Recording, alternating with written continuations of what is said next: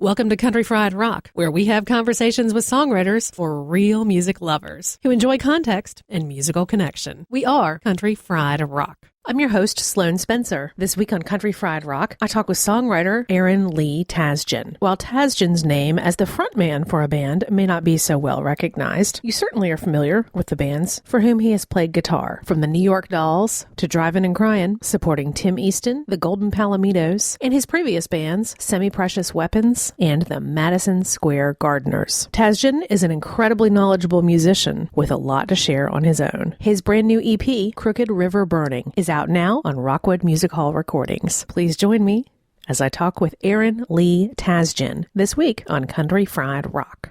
Country Fried Rock is sponsored in part Rhythm and Blooms in gorgeous Knoxville, Tennessee this April. Rhythm and Blooms, the crossroads of American roots music. Rhythm and Blooms, arts, culture, and natural beauty. My guest today on Country Fried Rock is Aaron Lee Tasjan with a new EP called Crooked River Burning. Welcome. Thank you. Thanks for having me. It's a pleasure to be here. Thank you. You as well. You've actually come up in conversation on this program a few years ago, and I'm not sure you know about this. I don't. I was talking with Kevn Kinney a few years ago, and I said, so what young guys do you just really dig these days? And he goes, I can tell you that really easily. You need to find this guy, Aaron Lee Tasjan. He's in a band called Madison Square Gardeners. Oh. So your paths have crossed again. That's true, yeah. Well, Kevin, for a long time, was one of my heroes. I mean, the McDougal Blues record, a lot of his folk records influenced me very early on. I think for whatever reason, I think it's because I was also from the Midwest, I was from Ohio, and but I loved that kind of music, that style of kind of folk rock songwriting and storytelling that Kevin was a total master of. And so I became a huge admirer of his early on, and it was really funny the way that we met, actually, was his now wife, Shani Ray, was having a birthday party at a basement of a pizza restaurant in New York, and my friend was working for her at the time, and he said, hey, do you want to go to my friend Shani's birthday party? He was like, Kevn Kinney is going to play, and there's only going to be like 10 people there. And I was like, oh my God, I totally want to go to that. And so we went over there, and it turned out actually that the gig was more like, it was like a bunch of Kevin's friends all playing music, for Shani for her birthday. And so there were different people playing, and me and a friend of mine got up and played a couple of songs, and then Kevin asked me, he was like, hey man, do you want to sit in on some songs with me tonight? And I was like, yeah, absolutely. I tried to play it really cool, but I didn't tell Kevin that I already knew how all his songs went. And so when we sat down to play, I guess I must have been doing pretty good. I think because Kevin was like, man, this guy's great. But I wasn't, to be honest, I really wasn't as great as he thinks I was. I just was a huge fan of his already. And he came to a gig of mine about 2 weeks later and asked me if I wanted to go on tour with him in Holland. And that was the first real tour that I ever went on.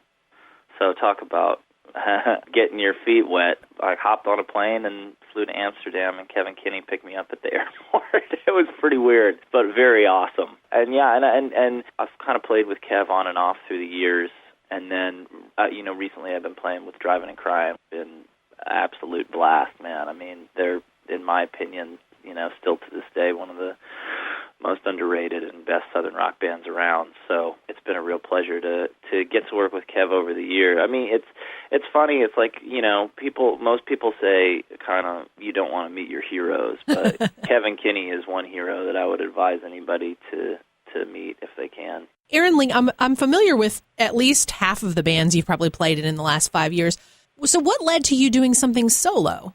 I think sometimes, well, I guess I should preface this by saying most of the bands that I played with, I played while I was living in New York. I lived in New York for almost 10 years. I lived there for nine years and a couple of months. And we kind of watched New York change. It's ever-changing, but we watched it really, I think, make the final push in the direction where if you're going to be an artist or you're going to be somebody doing anything in that neck of the woods vocationally, that New York is going to be a difficult place for you to be. Man, the rent was just getting higher and higher, and places that you could live that were still close by, that were less gentrified, were becoming more gentrified. It was just kind of becoming a place where it was difficult, really, to make a living as an artist. The New York music scene, particularly in the 70s, CBGBs, with the Talking Heads and the Dolls and bands like the Dictators, too, that maybe not as many people have heard of, but are still,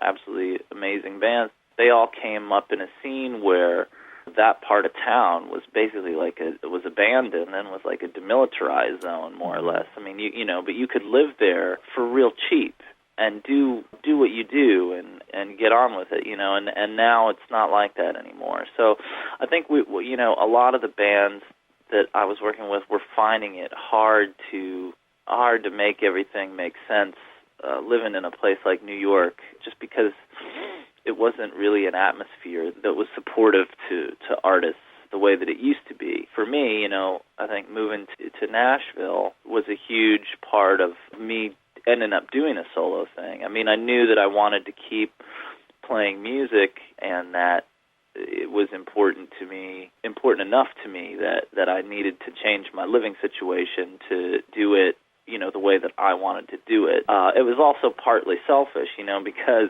it's not to say that you can't make a living playing music in New York, but I didn't want to do the cover bar gigs. I'd done those for years, and I didn't want to do that anymore, and I didn't feel like playing guitar. I didn't feel like having to learn a bunch of songs to play with somebody whose music that I didn't love, because it takes a lot of energy to bring something to a musical performance. Even if you're just, one of the guys in the band, you have to bring a good attitude and a positive energy to it, and all to that, in addition to learning the tunes, that takes time, and that can be hard to do if it's some music that you're not super crazy about. So moving to Tennessee, I think, was probably the biggest step in that direction. And then I think, when I got there, I was trying to figure out what to do, and I tried playing a few gigs just by myself, and much to my surprise, I think people were just very encouraging of it in a way that I hadn't really been encouraged that way in New York. I think just because it was easier for them to see where I was coming from, this place of, people have heard of Kevn Kinney or Tim Easton or Todd Snyder or kind of guys that are big heroes of mine in New York, but they don't necessarily understand the depth of what an artist like that might be going after all the time, at least not in the music scene, really. I think there are always going to be music fans everywhere, who can appreciate all kinds of music, but amongst musicians, it can be kind of hard sometimes to understand something that's unique to a certain part of the world or area of the country or something like that. And so I think when I got to Nashville and I was doing my, stories and stuff like that, I think people were kind of like, oh, yeah, I know where this guy's coming from, man. Like, this is cool, and felt embraced and more free to do those kind of things there in a way where it might have made me a little more nervous in New York, just because it's not, in New York, man, it's cool to have, boat shoes and a synthesizer and all this kind of stuff, and I dig that. I'm not saying that I'm not into that stuff. I think that's cool. I love bands like the Dirty Projectors and stuff like that. I think they're awesome. But the main thing I think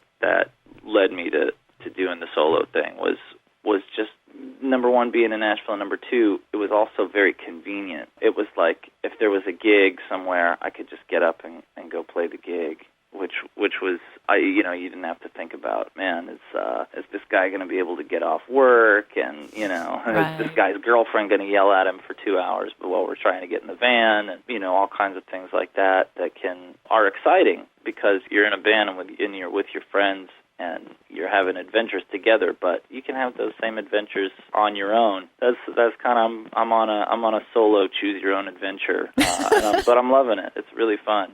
It's really fun. Check out our live music partners at linguamusicalive.com. Live events that you can attend near Asheville, North Carolina, as well as their online video series, Lingua Musica Live. Country Fried Rock is committed to helping prevent musician suicide. For the last 2 years, our official charity has been Nucci's Space, a nonprofit organization removing barriers to mental health care for the music community of Athens, Georgia. This model program addresses everything from the need for affordable rehearsal space to loaner gear, as well as direct mental health services and primary care for musicians. We've got a ton of ways you can help them out at countryfriedrock.bandcamp.com.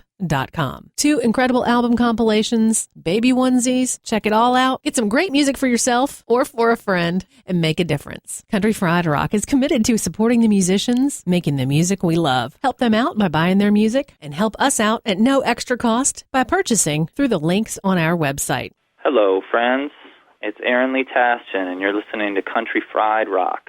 Were they songs that you've had for a while? Yeah, some of them were. A song called Don't Walk Away I wrote while we were recording. And then Drugs and Junk Food I had for a long time. I wrote that. I had sometimes, I don't know, the follies of youth, I guess, contributed to that song. I was playing tennis in a condition you probably shouldn't be playing tennis in, and I ended up breaking my wrist, actually. Ooh. And I sidelined myself for a good period of time with a broken wrist for a really stupid reason. So that was a good life lesson, and I got a good song out of it. But that's why that song is actually in an open tuning, because I had a cast on my arm when I wrote it, and I could only sort of play these certain kind of chords effectively. So I kind of wrote it so that there's a lot of open strings that I can play, and I don't have to do too much on the guitar in order to...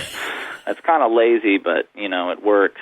The other songs, Everything That I Have Is Broken, My Camera, and Number One were all songs that I had written before we started recording. But they were just, I had tons of songs written through the years of having just been in different bands and stuff like that. And there was really, I think, an effort made to choose the ones that sounded the most like me, I think, and ones where I was singing about me, too. So, and Anton Fier, who produced the record, really helped out a lot with that. He was really good at being objective about it and saying, you should do this song, you should do that song, or you shouldn't do this song, and here's why. And he was really helpful. But we had all the songs except for one written before we started recording. So did you go back up to New York to work with Anton? I did, yeah. He likes to work at this studio called One East Recording, which is in Manhattan. It's this guy, Matt Wells, who fixes everybody's amps. I mean, everybody brings him his amps. Like I saw a guy walking out of his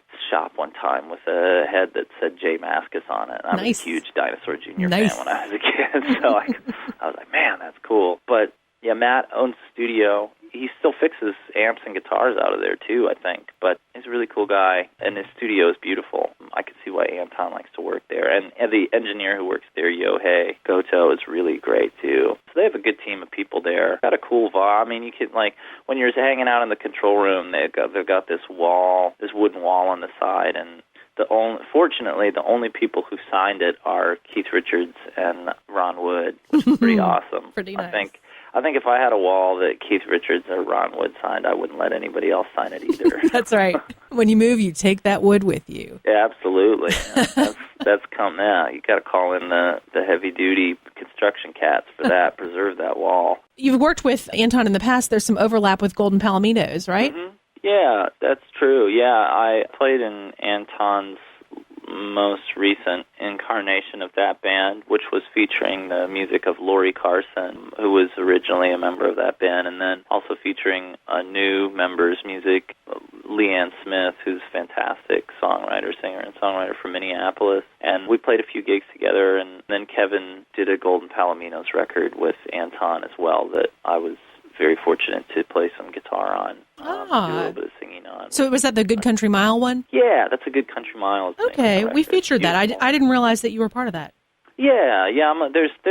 Man, I'm easy to miss. There's because you've got all these amazing guitar players on there: Tony Shearer, Jim Campolongo, Chris Masterson of the Mastersons, all sorts of really, really great, and of course Kevin. Man, I mean, Kev's one of my favorite guitar players in addition to the songwriters and singers. So he brings a unique voice to the instrument too.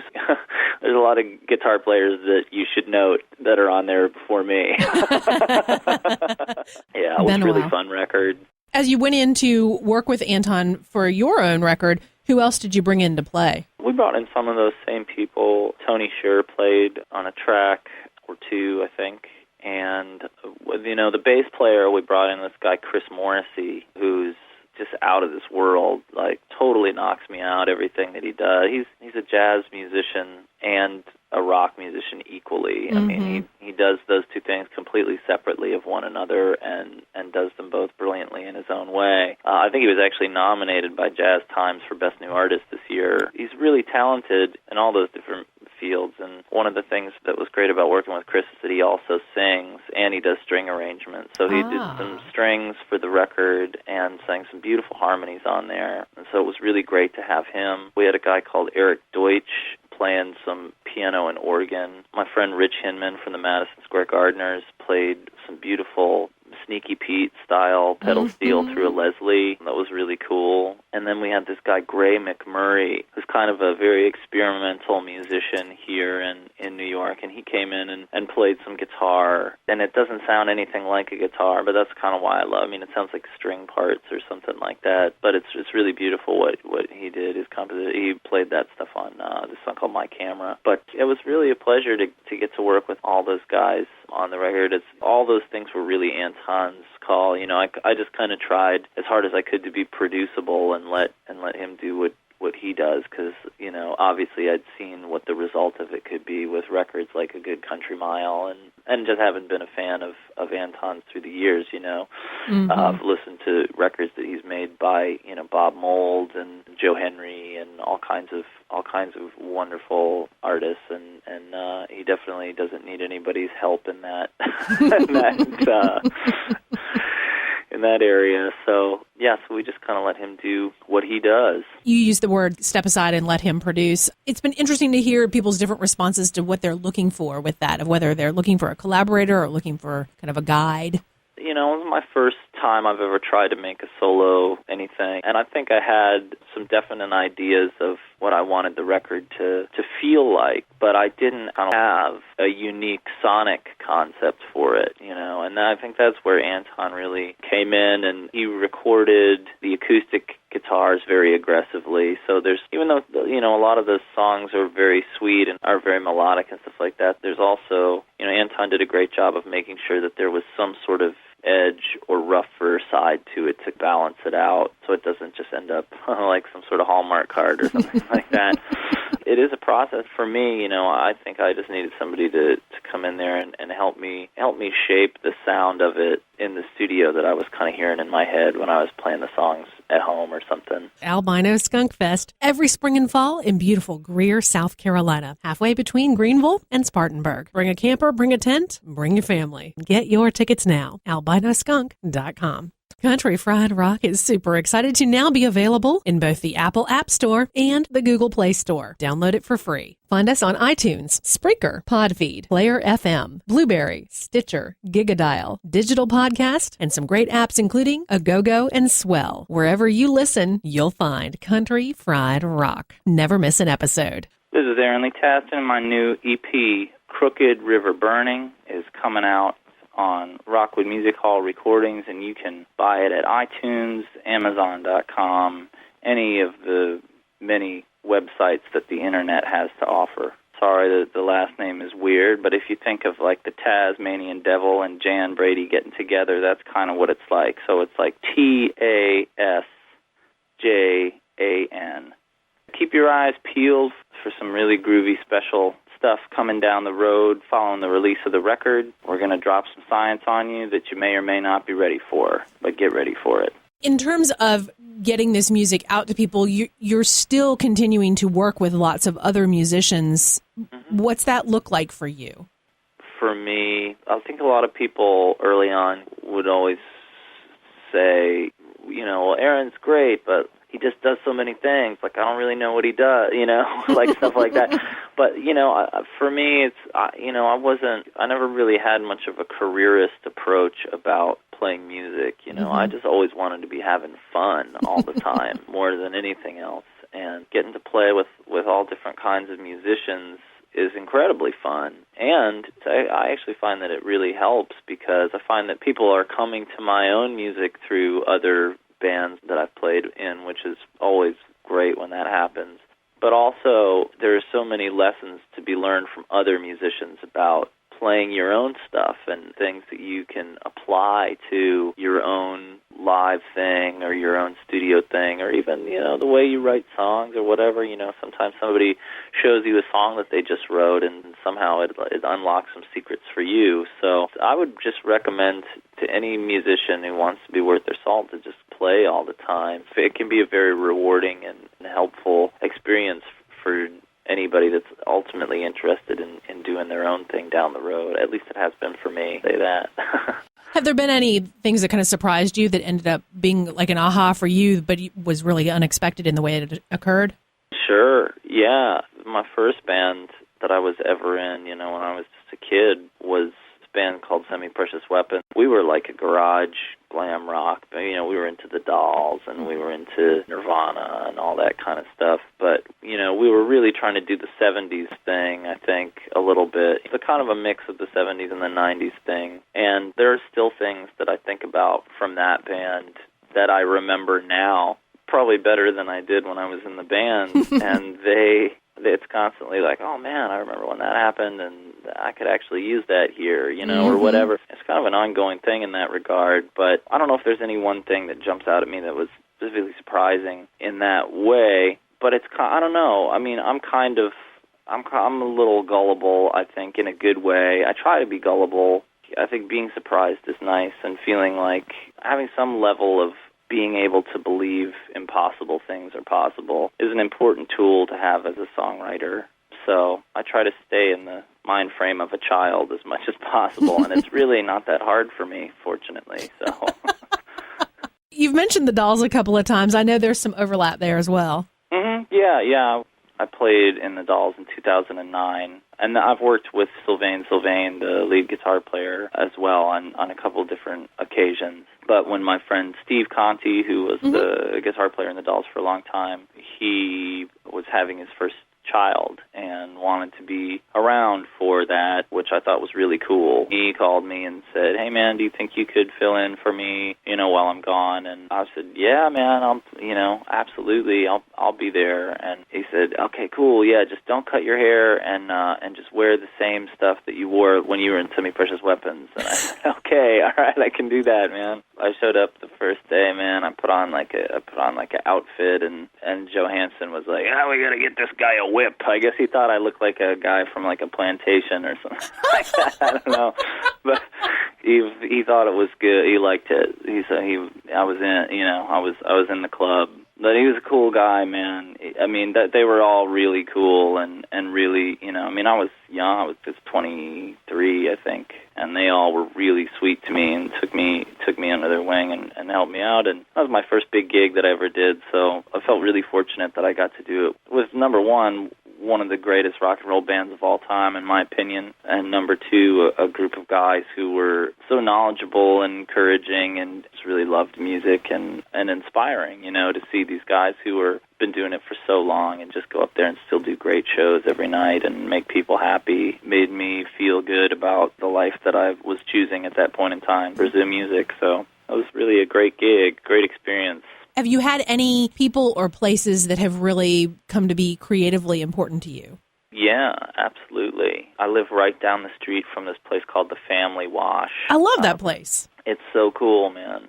They've got great drinks and food and all that kind of stuff, so the atmosphere is really fun, but they always have really cool music in there. I saw these Hawaiian musicians playing in there that was really awesome. The main reason that I go down there is I'm always hoping that I'll walk in and Oddly Freed will be playing in one of the bands. He's definitely one of my guitar heroes. I just think he's probably the best Jimmy Page-type pentatonic rock guitar player going today. Although Sadler Vaden from Jason Isbell's band is definitely nipping at his heels, man. That guy is really something else, too.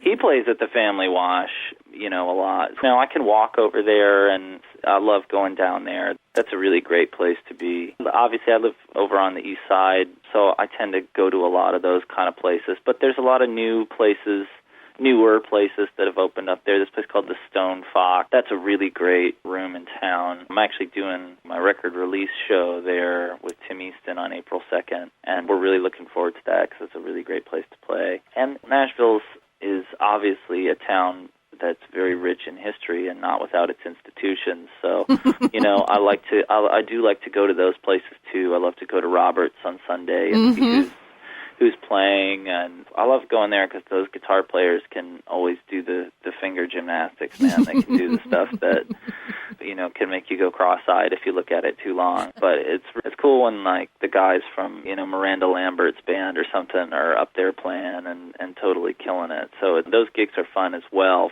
for different reasons. But all those places play into it. I mean, Nashville just has a cool vibe really now. Obviously, I can't speak to what it was like living there before. I don't know. I can only listen to people who've been there for a while talk about it and say what they think. But one of the things that is a testament to how cool of a town Nashville is he really, even though there is this influx of people like me coming in there now and moving to town and trying to find some musical space for themselves, nobody there. In New York, you always used to hear, like, man, I can't believe all these people are moving to Greenpoint now, it sucks, man, but there, everybody's really cool, and it seems like the musicians I know there, particularly the guys who are kind of at the forefront of the scene, these guys like, Todd Snyder or Chuck Mead or somebody like that, they seem to be very welcoming of new musicians and new bands and want to hear them and want to go check their gigs out and all that kind of stuff. And so that I've been kind of trying to pay attention to those guys and how they're doing it and try to take a page out of that playbook myself, and go out and see shows and support as many musical friends as I can when I'm home. And I just love Nashville. It is in and of itself a creative wellspring for me at this point, So it feels really nice to come home to a place like that instead of coming home to a place where I know by the end of the week I'm going to have, $100 left in my checking account. Yeah. Have you had a chance to catch anybody who's maybe not on other people's radar that you really liked?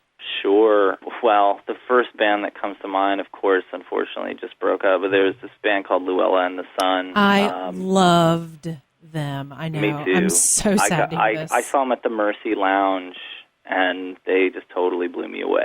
Yeah. I couldn't believe how good it was. I've actually been fortunate. I played a couple of gigs with Tim Easton in Nashville, and John Radford from that band was the drummer. Mm-hmm. So it was really a pleasure to get to play with him. He's definitely another one of my favorite Nashville musicians at the moment, really knocking me out. But as far as more people that aren't on people's radar just yet, I think this guy named Matt Butcher is really good. I met him at a gig, I think it was a Cat Power show, and we just had a mutual friend, and we just started talking, and he told me about his music, and I went home and I looked it up, and I thought it was really good. He would be a guy that I would be voting for. Sadler Vaden, his solo stuff, he would be another guy that I would be definitely a huge fan of. And then probably my favorite unsung hero, in my opinion, of Nashville at the moment is a singer-songwriter named Shelley Colvin. She's a person that sometimes people in the music industry know because it's well-worn territory that she's really good in that regard, but I'm just amazed that more people aren't aware of her. I just played a gig with her recently at the Family Wash, actually, and she had some new songs that were totally blowing my mind, as always. So those are my votes. Well, Aaron Lee, I really appreciate your time giving us a call for the show and the chance to chat. Lots of mutual friends and lots of good music going on.